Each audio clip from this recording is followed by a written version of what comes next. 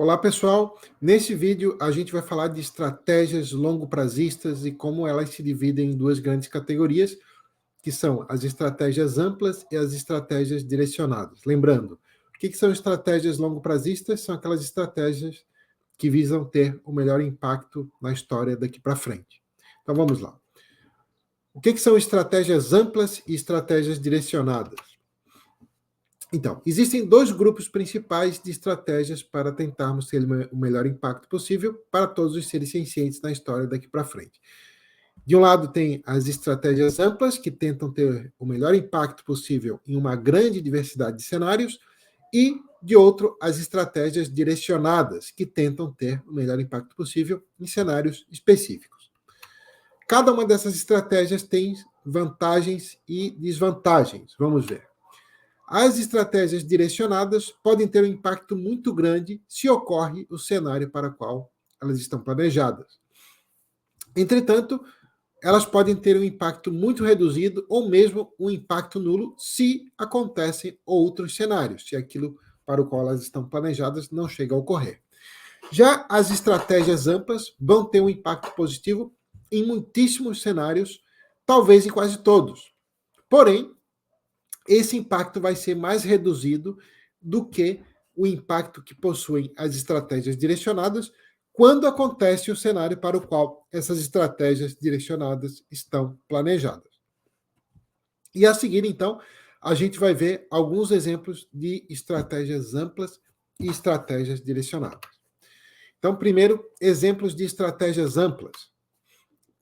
Primeiro tipo é aumentar a consideração pelos seres sencientes. Então, um exemplo de estratégia ampla seria divulgar o antiespecismo e divulgar a consideração por todas as formas de senciência. E, adicionalmente, podem ser promovidas mudanças institucionais que reforcem as mudanças de atitude conseguidas a nível social e também que dificultem regressões. A ideia central, seria que as sociedades aceitem progressivamente a consideração por todos os seres sencientes. Como a gente viu em outros vídeos, a vasta maioria dos riscos S existe porque existe a desconsideração por seres sencientes, ou talvez quase todos, os riscos S existem por essa razão. Bom, para conseguir um aumento da consideração por todos os seres sencientes, é essencial, primeiro, defender a consideração moral por todos os seres sencientes, incluindo aqueles que normalmente são desconsiderados, como é o caso dos animais aquáticos e dos animais invertebrados, e é o caso de novas formas de senciência que podem vir a existir no futuro, como senciência em meios digitais, que é uma possibilidade do que pode vir a ocorrer no futuro. E é essencial também abordar não apenas os danos que decorrem da exploração dos seres sencientes, mas também os danos que decorrem de processos naturais e de outras causas de dano que podem vir a existir no futuro. Como a gente viu já em outros vídeos, os processos naturais também prejudicam enormemente os seres sencientes, e se o que a gente almeja é a melhor história de mundo daqui para frente, então temos que focar e abordar todas as formas de dano às quais os seres sencientes estão sujeitos, e não apenas aqueles danos que decorrem de práticas humanas. Bom, segundo exemplo de estratégia ampla é aumentar nossa capacidade de ação no futuro. Então, outro exemplo de estratégia ampla consiste em agir agora visando tentar aumentar nossa capacidade de ação no futuro. E a seguir estão alguns exemplos de como é que isso pode ser feito. Primeiro exemplo é difundir a preocupação com o futuro em longo prazo e com os riscos de sofrimento futuro, porque isso fará com que mais pessoas venham a trabalhar nesse tema no futuro. Como a gente viu em outros vídeos, existe uma negligência dupla. Por um lado, as pessoas que abordam o futuro em longo prazo normalmente abordam isso a partir de uma perspectiva antropocêntrica e negligenciam os outros seres sencientes, que são a vasta maioria, e, de outro lado, normalmente as pessoas que já consideram todos os seres sencientes desconsideram o futuro em longo prazo. Então, isso precisa ser remendado, e precisa-se, então, enfatizar essa preocupação com o futuro em longo prazo. E, adicionalmente, paralelamente, preocupação com todos os seres sencientes. 2, tentar aumentar os recursos das pessoas interessadas em prevenir sofrimento no futuro. 3, aumentar o conhecimento sobre longo prazo por meio de pesquisas, porque isso é isso que vai permitir, primeiro, que a gente conheça melhor como planejar as estratégias amplas. 2, vai permitir que nós identifiquemos novas estratégias direcionadas não consideradas até o momento. E 3, vai permitir elucidar, dentre as estratégias disponíveis, quais que têm o maior potencial. Então não basta, né, ter a vontade de prevenir sofrimento futuro, não basta ter recursos para prevenir o sofrimento futuro, nós temos que crucialmente saber como prevenir sofrimento futuro da maneira mais eficiente possível. E, então, só que aumentar esse conhecimento depende de ter mais recursos e de ter mais pessoas interessadas nesse tema, por isso é essencial esses 3 pontos. Bom, agora vamos ver alguns exemplos de estratégias direcionadas. As estratégias direcionadas podem ser classificadas de acordo com o cenário negativo que elas tratam, né? Então vamos ver a seguir alguns exemplos. Primeiro exemplo são exemplos de estratégias focadas em evitar a exploração animal. O primeiro exemplo é a prevenção de novas formas de exploração animal, né? O segundo seria desenvolver tecnologia para substituir os produtos de origem animal. A carne celular é um exemplo, né? E o terceiro seria prevenir que a inteligência artificial seja utilizada para melhorar a eficiência da exploração animal. Outro exemplo são estratégias focadas em evitar o sofrimento dos animais selvagens. Então, um exemplo nesse sentido seria criar e consolidar o campo da biologia do bem-estar.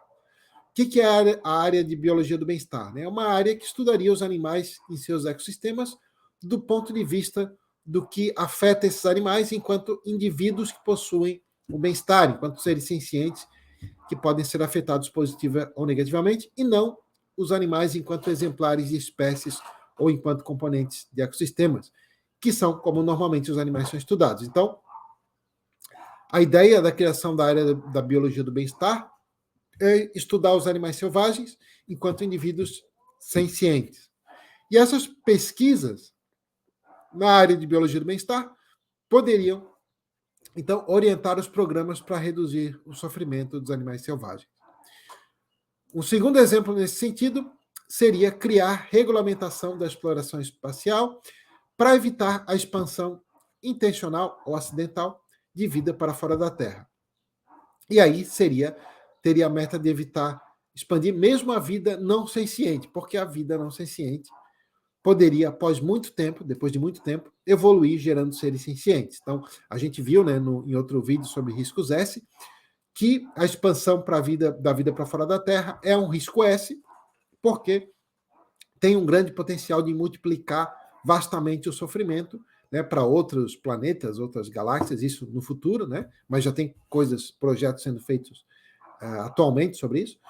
E o sofrimento na Terra já é gigantesco, mas seria um grãozinho de areia em comparação se isso fosse expandido para outros planetas e outras galáxias no futuro.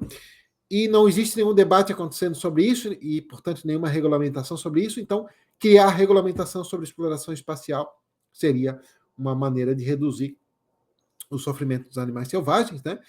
Para quem não sabe, para quem não viu os outros vídeos, a gente discute aqui também, né? Explica por que os processos naturais já tendem a maximizar a quantidade de animais que nasceria, né, para ter vidas repletas de sofrimento e morrer prematuramente. E isso é um fator que depende, né, está muito conectado à vasta quantidade de reproduções, né? A vasta maioria de animais tem milhares ou mesmo milhões de descendentes por ninhada, né? Algo que é comum em répteis, peixes, anfíbios, crustáceos, insetos e por aí vai, que são a vasta maioria dos animais. Bom, agora exemplos de estratégias focadas na consideração por novas formas de senciência. Tá? Então, um exemplo seria impedir a engenharia de novas formas de senciência, tanto biológica quanto não biológica, né? Para quem quer saber da possibilidade, como que é possível formas de senciência não biológica no futuro, né? Como que isso poderia ser possível. Tem um outro vídeo explicando sobre isso aqui, nesse mesmo curso. 2 seria tentar garantir direitos legais para entidades sencientes não biológicas no futuro. E 3 seria tentar fazer com que a inteligência artificial não tenha valores antropocêntricos. Bom, agora, precauções ao se escolher estratégias longo-prazistas. Então, a seguir estão listadas algumas precauções que devemos tomar ao decidir sobre em quais estratégias dessas focar. Importante, não significa que todos nós devamos focar nas mesmas estratégias, né? Talvez seja até importante que diferentes pessoas estejam cobrindo tipos diferentes de estratégias. Bom, mas quais são as precauções? Primeiro, né, não devemos subestimar a complexidade da questão sobre quais as melhores estratégias. Dada a incerteza sobre o futuro, provavelmente não existe uma resposta única e conclusiva. 2. Vieses cognitivos podem nos levar a confiar demais em certas abordagens e a descartar prematuramente outras. Por isso, é importante sempre lembrar que podemos estar enviesados em nossas avaliações. Devemos, então, cultivar a humildade epistêmica e buscar sempre novas informações e revisar constantemente nossas prioridades. 3. Um risco é que certas abordagens podem fazer com que aquelas pessoas que têm outras prioridades rejeitem a proposta de reduzir os riscos S, que são os riscos de sofrimento de magnitude astronômica no futuro. Então, por isso, é melhor a gente defender metas compatíveis com muitas perspectivas, né? Que seria, então, uma abordagem de leque amplo. Bom, então essas são as precauções, né? Vimos um pouco sobre estratégias amplas e estratégias direcionadas, né? E isso foi, então, o vídeo de hoje. Nos próximos vídeos, a gente vai continuar discutindo sobre questões relacionadas a como prevenir os riscos S. É isso, então, pessoal. Obrigado, um abraço.